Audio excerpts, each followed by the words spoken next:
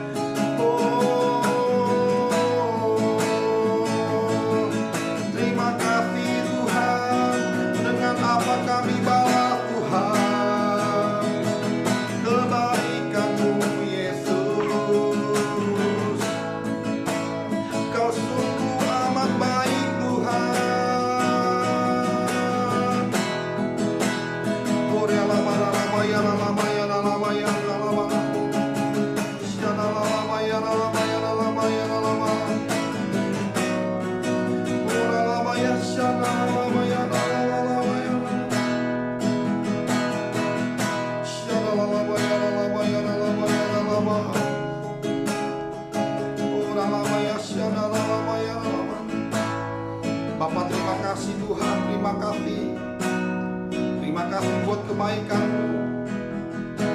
Seperti lagu ini ya Tuhan, dengan apa kami balas ya Tuhan kebaikan-Mu? Kalau bukan kami hanya menyenangkan-Mu saja ya Tuhan, memuji, menyembah, memuliakan nama-Mu ya Tuhan. Terima kasih Tuhan, terima kasih. Kau sungguh baik Tuhan, Kau teramat baik buat kehidupan kami. Terima kasih Tuhan, terima kasih. Hanya di dalam nama Tuhan Yesus kami berdoa dan mengucap syukur. Haleluya, amin. Sekali lagi shalom Bapak Ibu Saudara, selamat pagi yang ada di channel YouTube GBI Arkadia. Sekali lagi saya mengucapkan terima kasih buat Pak Gembala dan Ibu Gembala yang mempercayakan saya untuk menyampaikan tuntunan sepekan. Pagi hari ini bukan kita sama-sama belajar, bukan saya yang lebih mahir untuk menyampaikan firman, tapi kita sama-sama belajar dan bertumbuh di dalam Tuhan. Amin. Temanya saya dikasih di Matius 13 ayat 31 dengan perikop perumpamaan tentang biji sesawi dan ragi. Bisa buka Alkitabnya Bapak Ibu Saudara. Saya bacakan di ayat 31. Yesus membentangkan suatu perumpamaan lain bagi kepada mereka, katanya, hal kerajaan sorga itu seumpama biji sesawi yang diambil dan ditaburkan orang di ladangnya.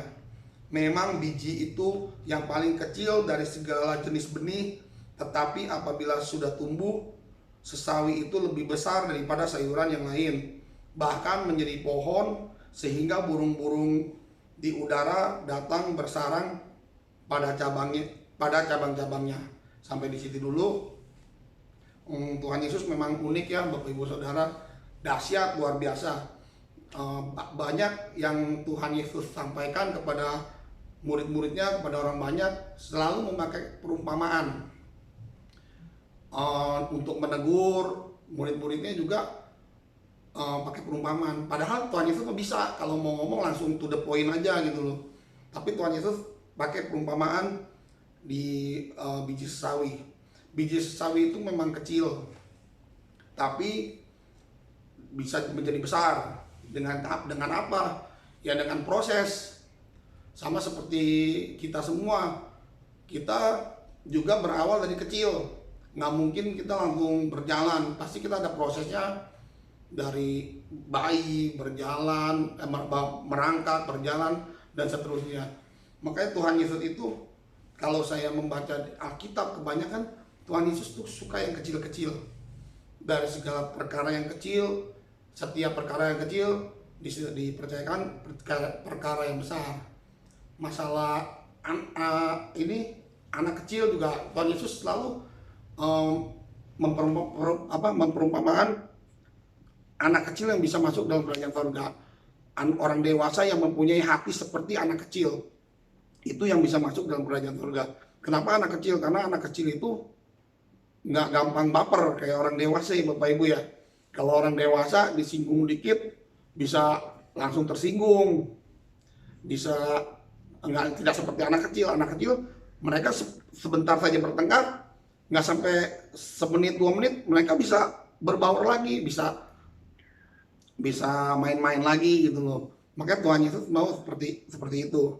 Nah, yang menarik, kenapa Tuhan Yesus ambil biji sesawi? Biji sesawi itu memang kecil banget ya.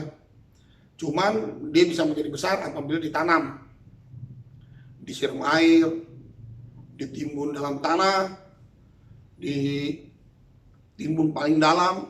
Ya itu nggak enak. Itu namanya proses. Sama seperti kita juga sebagai manusia, kalau kita mau bertumbuh harus ada proses. Nggak ada yang namanya instan langsung meroket jadi kaya raya. Nggak ada hal seperti itu. Kecuali ya mungkin kalau orang tua kita diwarisin ya orang kaya, kita dapat warisan ya itu langsung kaya ya mungkin. Cuman kalau misalkan kita lahir sebagai orang biasa, kita juga bisa jadi kaya, bukannya nggak bisa. Ya cuman masih melalui proses ya. Kalau yang instan itu nggak benar. Semua butuh proses. Ada pepatah mengatakan, bukan pepatah sih, saya pernah lihat ada quotes di salah satu di buku atau di sosmed, saya lupa. Lahir miskin itu nggak apa-apa. Yang bahaya mati miskin, itu yang nggak boleh. Kita kalau lahir miskin nggak masalah. Yang nggak boleh itu mati miskin. Kenapa begitu? Kita harus berusaha. Tuhan Yesus selalu mengajarkan kita nggak boleh males. Tuhan Yesus dia pasti memberkati kita kalau kita taat dan setia. Cuman itu aja nggak cukup. Kita juga mesti berusaha melakukan apa yang menjadi bagian kita. Tuhan Yesus tolong dari atas, dari surga, kalau kita melakukan dengan benar, taat dan setia sama Dia. Nggak ada yang nunggu Tuhan aja, kita sementara kita di rumah tidur-tiduran gitu ya, nggak bakal bisa kaya Bapak Ibu Saudara ya. Tukang bajai ditanya juga kalau mau kaya, dia juga jawab mau. Cuman dia tidur, dia nggak di pangkalan, dia nggak nyari penumpang. Sama kita juga harus minta tolong sama Tuhan, cuman kitanya harus berusaha untuk bekerja sewajarnya, semampu kita. Bekerja terlalu keras juga nggak baik. Kita harus ada waktu menyisihkan, bersekutu dengan Tuhan, dengan mengikuti persekutuan yang ada di rumah-rumah, di kul ya Bapak Ibu ya, di kul, di ibadah raya, dan di ibadah-ibadah lainnya. Itu sangat dampaknya untuk kehidupan kita, kemajuan rohani kita. Memang perumpamaan yang diberikan Yesus ini sungguh luar biasa. Biji yang paling kecil dari segala benih, tetapi apabila sudah tumbuh menjadi besar. Ini juga menceritakan tentang, memperumpamakan tentang biji yang bisa tumbuh itu seperti pohon, sehingga burung-burung di udara datang bersarang pada cabang-cabangnya. Ini juga menceritakan untuk menjadi berkat.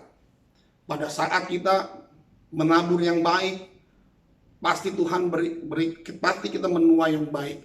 Itu pasti terjadi dalam kehidupan kita. Nggak ada kita tuai baik, nabur baik, menuai yang buruk, nggak ada. Kalau kita tabur buruk, udah pasti kita menuai buruk. Kalau kita tabur baik, pasti kita menuai yang baik. Pada saat kita setia melakukan perkara-perkara yang kecil, maka kita akan dipercayakan perkara-perkara yang besar oleh Tuhan.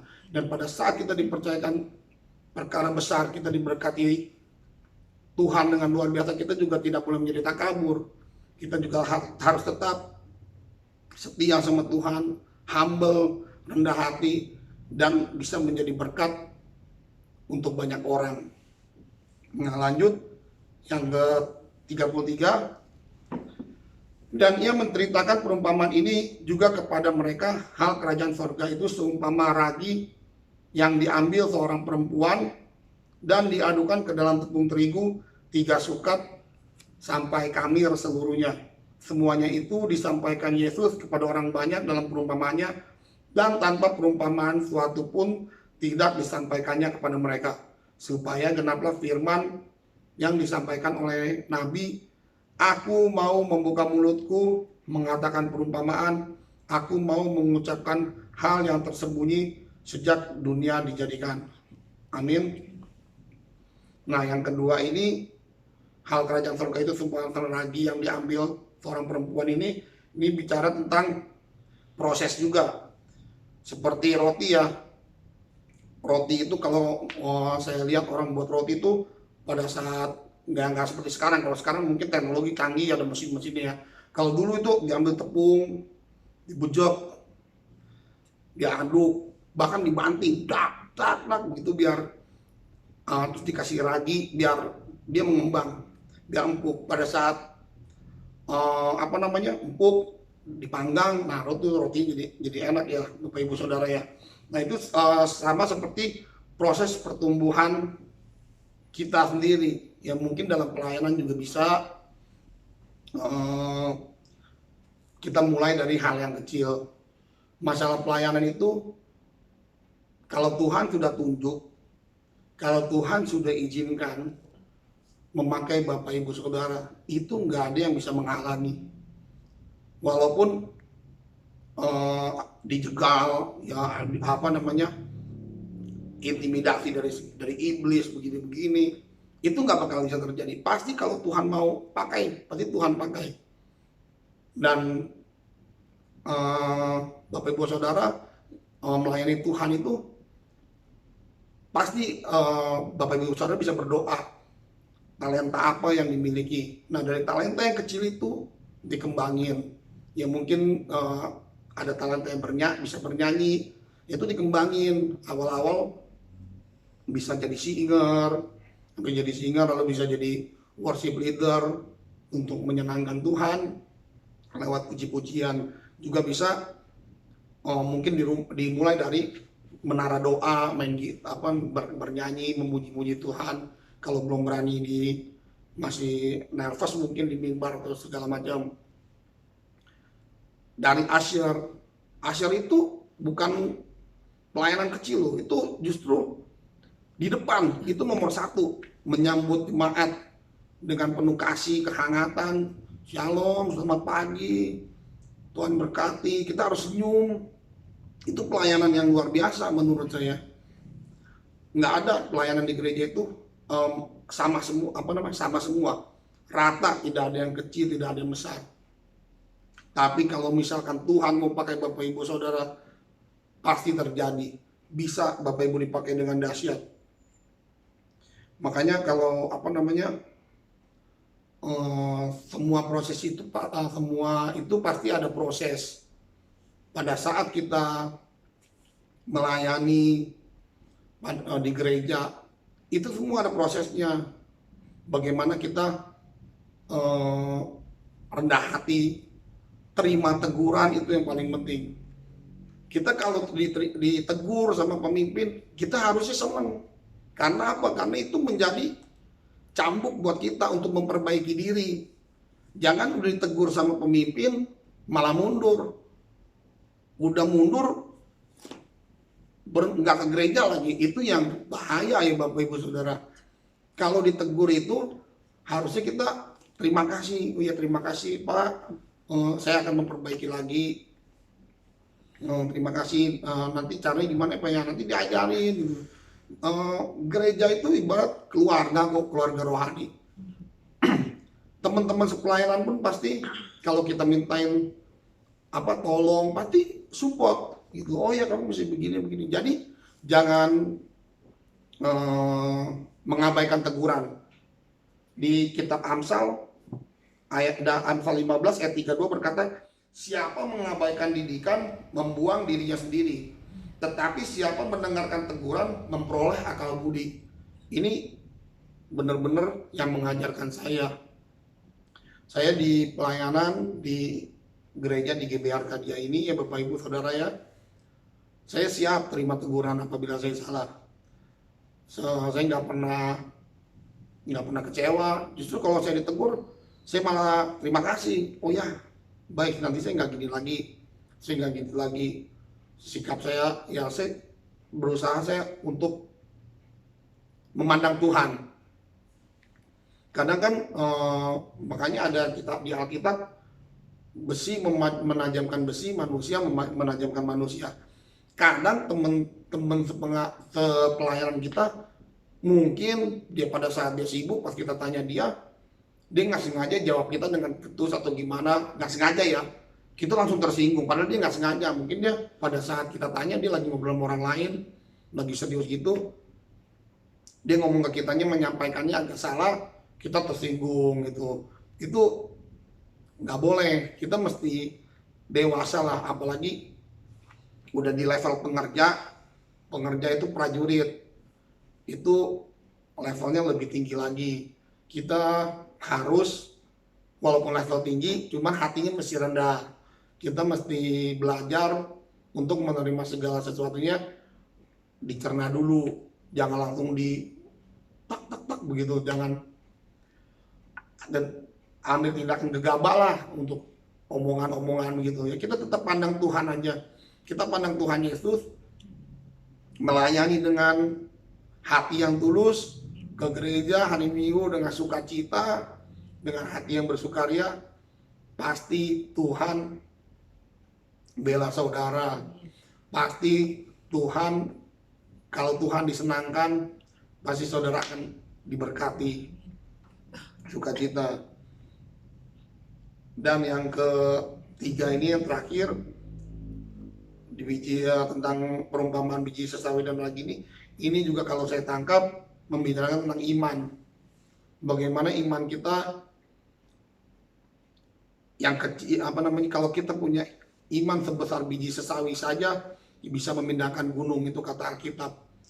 Kita kalau punya iman yang kuat, yang kokoh, apa saja yang kita doakan, Tuhan Yesus pasti terjadi. Itu pasti. Banyak kesaksian yang di luar akal sehat ya, di luar logika manusia, tapi kalau Tuhan sudah berkehendak itu terjadi luar biasa. Saya ada kesaksian sedikit sebelum saya tutup. Dulu saya ada pada saat COVID di tahun 2020 atau 2021, saya lupa, masih zaman PPKM. Itu memang kondisi ya agak-agak, semua bilang sulit ya. Waktu itu saya, singkat cerita, saya mau lempar mobil nih ke teman saya nih. Saya ada lihat mobil harganya 385 juta. Teman saya ini yang di Bandung berani harga 400 juta. Berarti ada keuntungan 15 juta. Nih lah, 15 juta itu saya bagi dua sama teman saya. Ya lumayan kan, 7,5 juta, 7,5 juta. Pada saat jam 6 sore teman saya telepon suruh bayar itu mobil. Saya nggak bisa. Karena saya ada jadwal doa berantai, itu jam 6 sore. Waktu itu dari Semproyong 3i memang kita ada doa berantai jam 6 sore, dan pada saat itu saya yang main gitar untuk pimpin pujian melalui Zoom. Itu dalam hati saya agak ini juga, ya namanya manusia ya, manusiawi ya. Saya agak galau juga, nih mau ikut doa, apa bayar mobil nih. Terus teman saya bilang lagi, kalau misalkan kamu nggak kesini, mobilnya saya kasih orang, dia bilang kayak gitu. Aduh, saya tambah galau. Tapi saya komitmen, saya cari Tuhan dulu. Ada iman saya yang sekecil itu, dalam hati kecil saya mengatakan, cari Tuhan dulu, pasti Tuhan bela. Akhirnya saya putuskan, udah, saya bilang teman saya mau doa dulu, selesai jam 7.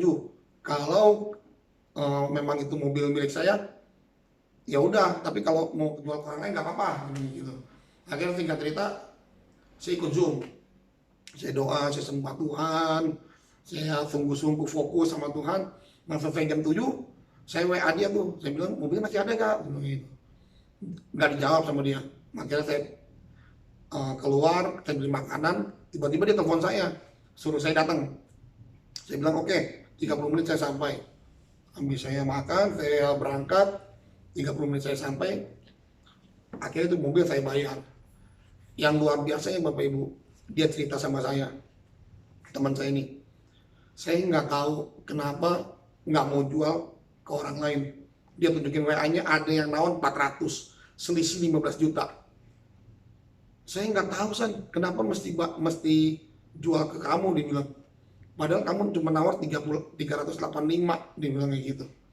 Ini ada berani 400 tuh, cuman hati gua nggak tahu kenapa maunya jual sama lu aja, dia bilang kayak gitu. Langsung saya bilang, oh Tuhan saya dahsyat. Iya, emang hebat Tuhan lu, dia bilang. Udah lu bayar dulu, dia bilang. Udah, singkat cerita itu beres. Saya langsung bingung. Saat itu saya bingung, nggak masuk logika. Sekarang dia sama saya 385, ada yang nawar 400, dia nggak mau jual ke orang itu. Itu kan luar biasa. Orang yang pertama yang saya teleponin itu Bapak Gembala, saya telepon dengan sukacita, Pak ini dahsyat Pak, gini. Wah, saya di mobil saya udah mau nangis. Saya bilang Tuhan Yesus baik banget, saya bilang luar biasa. Makanya itu iman yang kecil itu, kalau kita benar-benar percaya sama Tuhan Yesus pasti bela. Amin Bapak Ibu Saudara. Ya mungkin firman yang singkat ini bisa memberkati Bapak Ibu Saudara. Kita mau mengucap syukur buat Tuhan, kita mau tingkatkan kerohanian kita mau terus cari Tuhan, kita mau terus percaya sama Tuhan, pasti Tuhan bela. Amin. Mari kita sama-sama tundukkan kepala, kita mau berdoa. Bapa, terima kasih Tuhan buat tuntunan sepekan pagi hari ini. Terima kasih Tuhan, terima kasih. Kami percaya ya Tuhan,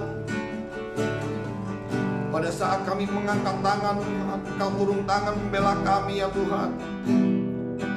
Ajar kami untuk tetap setia ya Tuhan dalam Tuhan. Terima kasih ya Tuhan, terima kasih. Engkau sungguh baik, teramat baik ya Tuhan. Haleluya Tuhan, terima kasih.